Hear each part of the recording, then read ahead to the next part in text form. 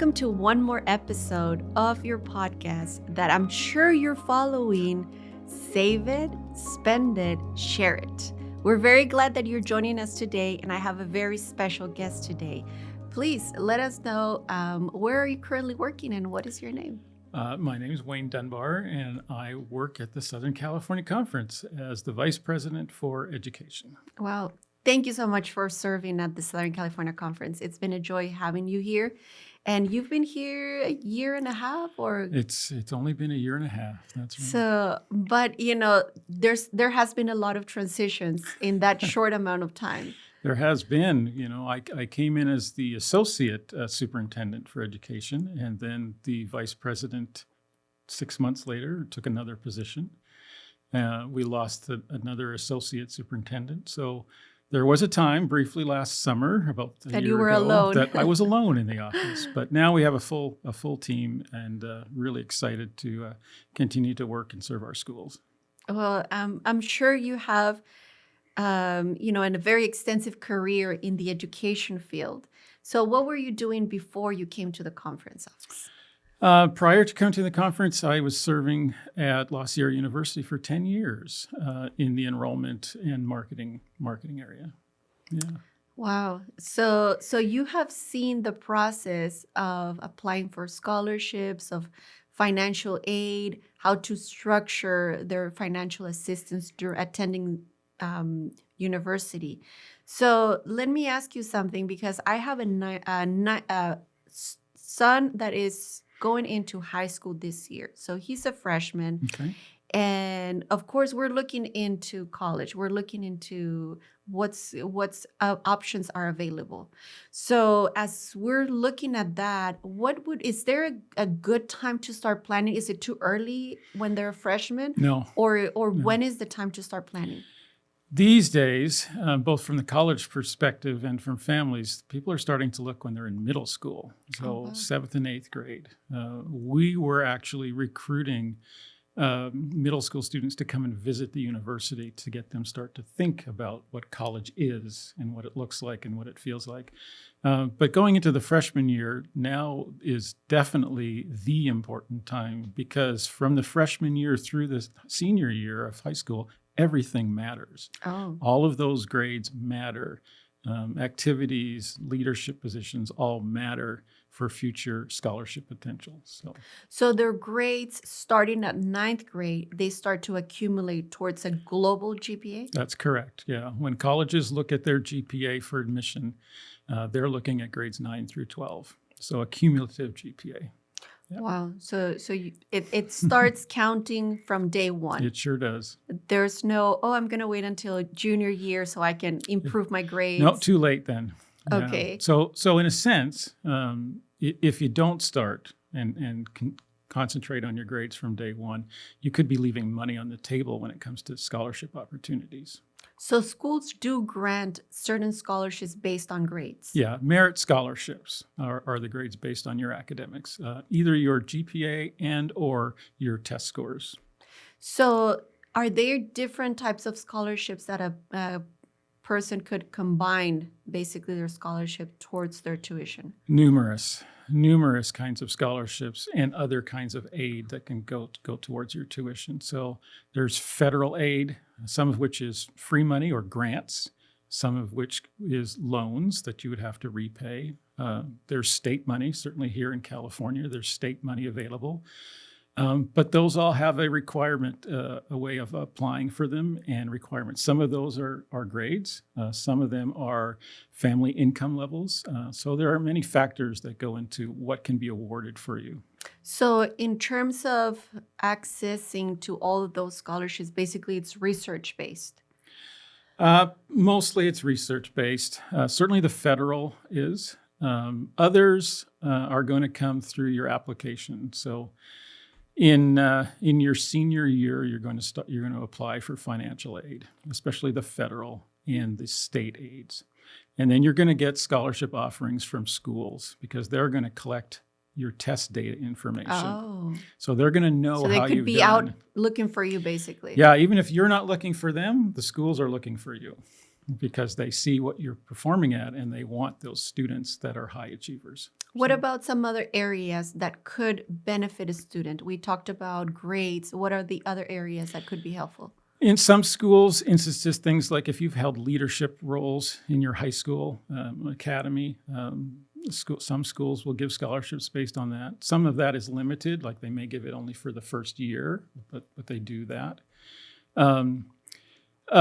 There's other sources of scholarships too that you should be looking for and starting early, and that could be based on just interest, what your intended major is going to be. So there are a lot of factors that you could pull together to garner a larger amount of financial aid that will help you pay for college. So I've heard a form that it's called FAFSA. FAFSA. Is that correct? Yes. What is that form for? That's the federal monies. Okay. So FAFSA is the acronym, and it stands for the Free Application for Federal Student Aid, FAFSA. And that is the monies that's available to you in loan format and in grant format. But it depends how you qualify based on your family's income. I see. So at a certain income limit, you won't qualify for the free part of that free financial aid, but you will always qualify for loans. The question is, do you want to take the loans? Yeah. Some of which, the loans are split into two categories. So here's just a quick tutorial. There's the unsubsidized federal loans and the subsidized federal loans. When you take out the unsubsidized federal loan, while you're going to school, you're paying interest on that loan. Oh. The subsidized... So it starts accruing right right from away. the moment you get the money. Yeah, Okay. yeah. But the subsidized loan is interest-free while you're in school. As long as you're in school, it's 6 months after you graduate is when the interest will start. So what determines these two categories on which amounts are going to be given under the unsubsidized or the subsidized? Those amounts are set. Okay. So in the freshman year, through the federal loan program, all freshmen, doesn't matter where you go to school, anywhere in this country, is eligible for $5,500 in student loans. That's the maximum the freshman gets. That $5,500 is divided into subsidized and unsubsidized. The good news is the larger portion of the $5,500, $3,500 of it is subsidized. Okay. The $2,000 is unsubsidized. And then that goes up $1,000 each year for the next 3 years. So the next year, $6,500 is available. And the next 2 years, it's $7,500 that's available in each of those years. Okay. So you And can... that split remains. Okay. But the not quite the 50-50. No, it's not. That 2,000 of unsubsidized is always 2,000. Okay. So the bigger portion, which It's is always good, is the subsidized. subsidized portion, Yeah. which would be the portion that would generate interest after graduation. Correct. Not while you're in school at all. So you're not accumulating interest. So the interest is not that it's accumulating and being held and then you start paying it. You're not accumulating any interest while you're in school.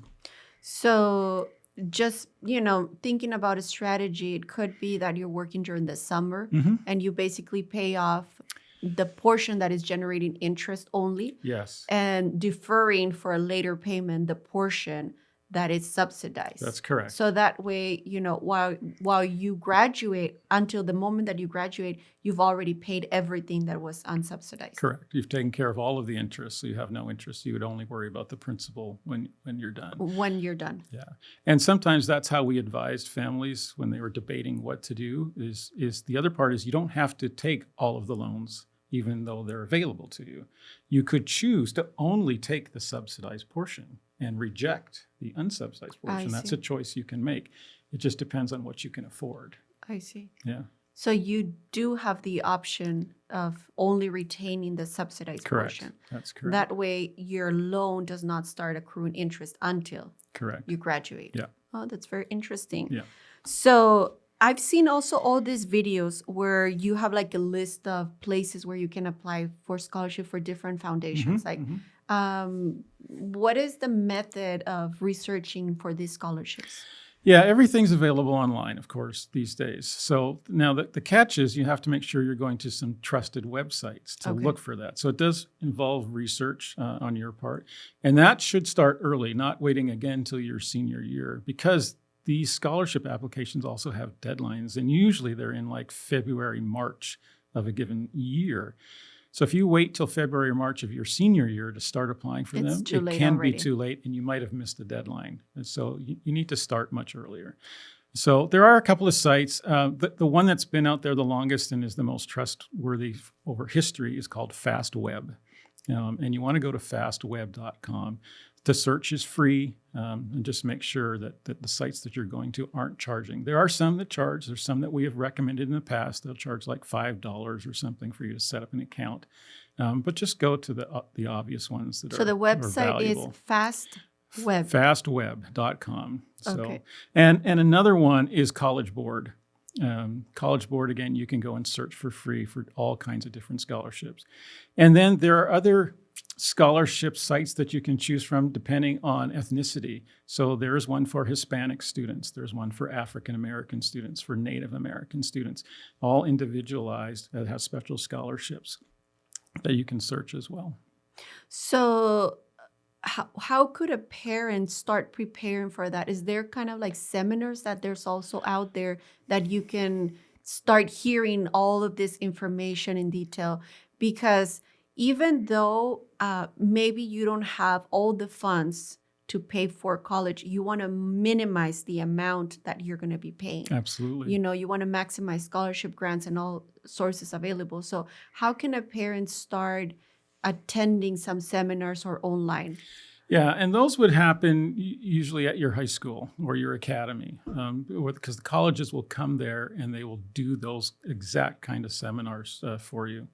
Sometimes they'll happen during college fairs, where your high school or your academy might host a group of colleges that come to campus in an evening setting and showcase what they have. But then on a side, they'll have that kind of a seminar to introduce parents and families to their options to search for available scholarships. So parents can reach out to their principal and say, is there something available for parents? Right. We want to start understanding. Correct. What is it going to take for me to send my Right. son or daughter to a college? Yeah, or are you going to be hosting on campus sometime this year, that kind of a seminar or event so that we can learn more? Absolutely. How important it is to identify the university you want to attend at an early stage rather than waiting until your senior year? Again, that's something I do recommend. And starting in your sophomore year, it's always a great idea as far as is available to you to go and visit places that you think you might want to go to, because sometimes students have this idea about what they think is going to be great and awesome, but until they recognize what it takes to get there, maybe the distance from home. I'm going to have to fly on an airplane, which means things like Christmas break and Thanksgiving, I have to fly home. And how far is that and how much does it cost? So some of those are factors. What's the weather like? Oh, if you're from California, you know, I don't want to be stuck in. Do you want to go to the school East in Coast? Wisconsin Yes. for the winter? And some people just don't think about that. But it's just taking some of those factors into place: location, climate, friends or no friends, family, those kinds of things. Cost, of course, is a factor depending on where you go to school. And also, if you identify early where you're going, you could understand what they're looking for, what are their Absolutely. scholarships are based on. Right.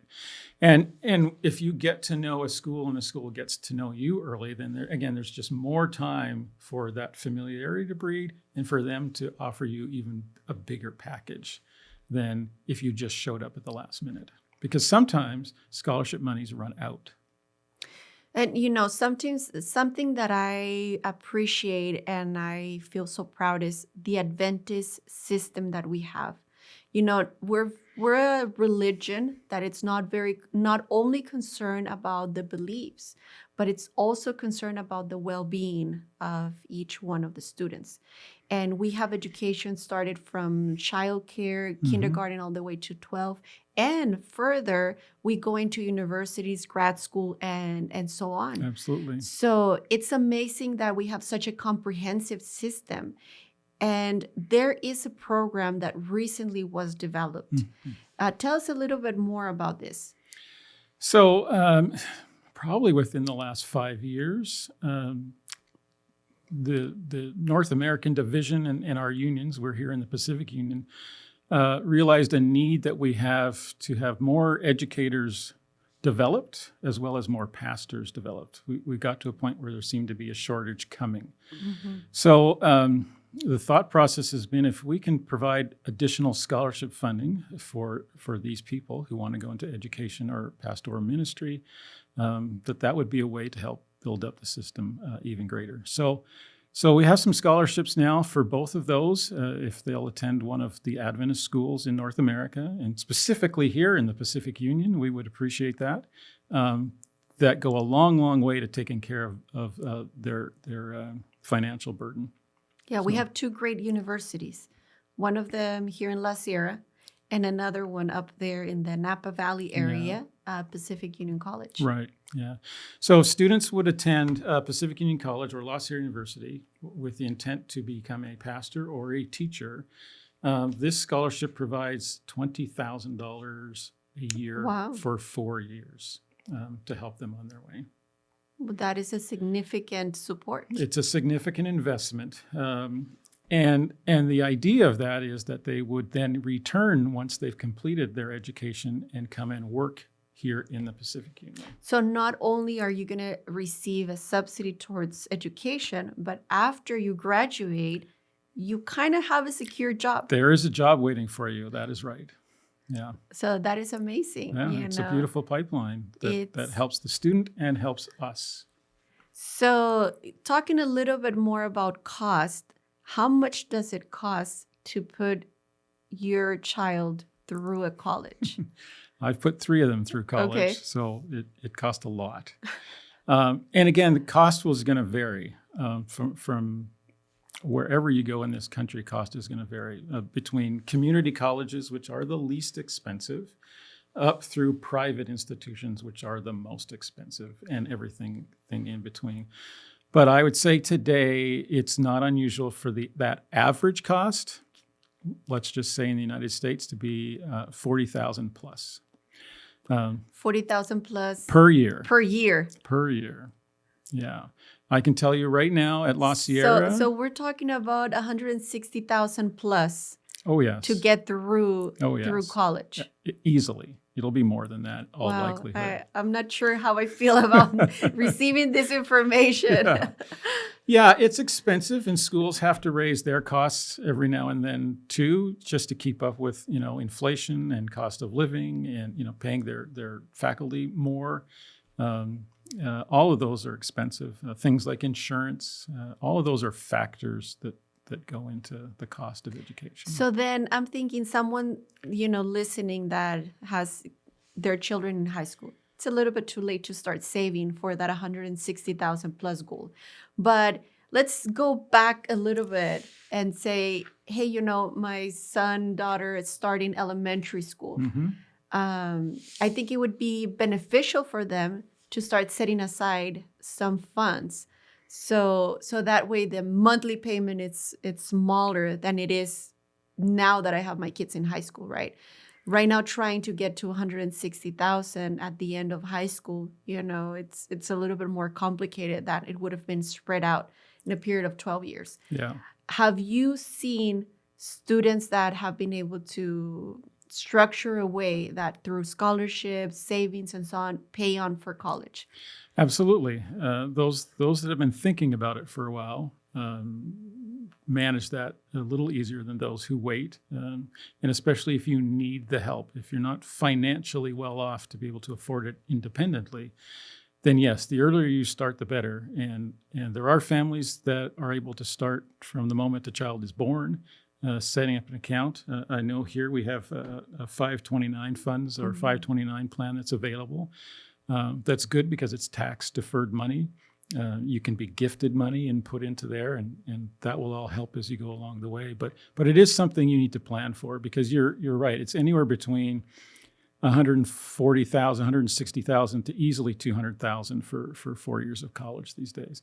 But as we used to like to say, here's what it costs. This is the price tag. But today, as I'm talking to you, if I just met you as a student, I couldn't tell you what it's going to cost you when it comes down to it, because I don't know what your financial aid package is going to look like yet. So You've worked with a lot of different students and Oh, you've seen them going through college, graduating, and so on. yeah. Talking a little bit more about the Adventist system, what advantage have you seen in students entering into the Adventist system? Well, the Adventist system, whether it's the K-12 system or the college system, I think has proven beneficial over the decades for creating a safe place for young people to grow and develop and figure themselves out to an extent as they're learning. It's an environment where, as an Adventist, you are met with beliefs that you know. Although college professors love to challenge, so they still will do that to you. But it's challenging because they want you to grow and they want you to become your own person and not just rely on maybe what you were taught when you were Yes. 6 and 7 and 8 years old. It's that. To follow a book, Right, and right. use more of a critical Right. thinking. Exactly. So there's that. But again, this is a system who has provided graduates who have gone on to do every career imaginable that's available in this world. Very successful individuals. So it's not always about where you go to school as far as what career or job you can do. I think that's available no matter where you go to school. And we've proven that historically through the Adventist system as well. But there's something else about being in the system. I went from high school through college and university in the Adventist system. And there's just this lifelong connection that you have Yes. with people. Yeah. That I can say, because I also attended public school in my early time, that you don't have in the public sector. You've gone through things together. You've lived together in dormitory situations, and you've struggled together, and you've done silly things together. And yes, that happens in other places. Yeah. But when you take all of those experiences and then you combine that with the faith component, it just brings that group together in a different way that is not copied anywhere else. So, but you're in a place where you've got Adventist Christian professors and others that are helping to mentor you and guide you as you're going through those very formative years of your early 20s. And I'm glad you mentioned that formative years, because Yeah. sometimes we think that those only happen when they're elementary school. Yeah, but it still has a great impact those 4 years. they do. I look back on my time being in a dormitory for 3 years, I guess, in all that we experienced and went through together, and the relationship we had with our deans in a special way, in a men's dormitory. They gave us some space to grow and to make mistakes, but they were also there when we needed a little redirection, let's say, to do that. And I think we appreciated that because I realized at that time we were young men. We were not children, but we were also not mature yet completely. Yes. So I think just the opportunity where we were showing a little respect, but then we also had respect for them and what they expected of us. I tell my daughter, you're an adult in training. That's right. That's right. It's That's right. it's such a crucial time that it's important, your environment, I think so, yeah. your friends, the influence that you're receiving from your teachers, everything that is around you. Everything is shaping the direction of your life, who you're going to marry, what are Right. you going to believe the rest of your life. Right. It's so important. So much of that information that is being shared at that moment. Yeah, and some people will look back and say, well, we sort of existed in this bubble, and it was Yeah. a safe bubble. And I would argue that maybe there was a bit of a bubble there, but it wasn't a thick wall of a bubble. It was a Yeah. pretty thin wall. You could always see outside. You could see outside. You Yeah. were outside. Yeah. But you had a backup in a sense, because you could always go here and get support, get advice, get help that you needed. It wasn't far away, but you were allowed to go out there and make mistakes. But there was a place to come home to for, as I said, help and encouragement and whatever you needed. Yeah. So, when evaluating universities, the financial aspect is important, but also what is the spiritual component Right. of that environment? what is going to be the advantage?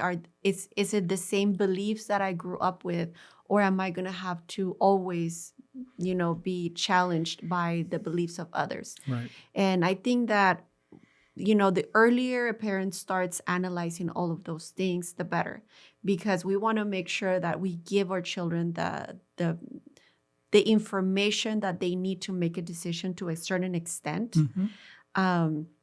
But we're the ones that are directing the way. We're the ones that are proposing this would be to the best of your Right. Right. to your advantage. Yeah.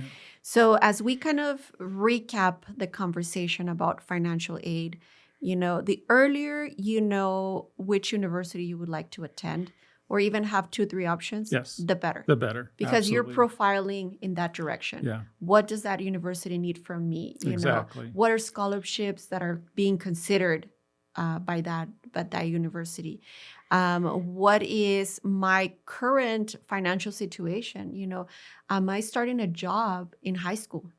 Correct. know? Yeah. Because even though you're still in high school, you could start earning some money during the summer that it starts adding up. Again, something I would highly recommend while you're in high school. That's the summer before you go to college. And the other thing I'll recommend is while you're in college, working part-time.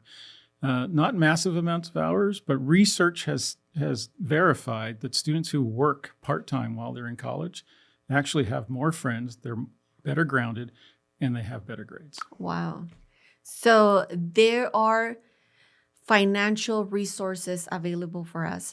We listed some websites, 2 websites. One of them is fastweb.com FastWeb, yeah. and College Board. College Board. Is it .com or .org?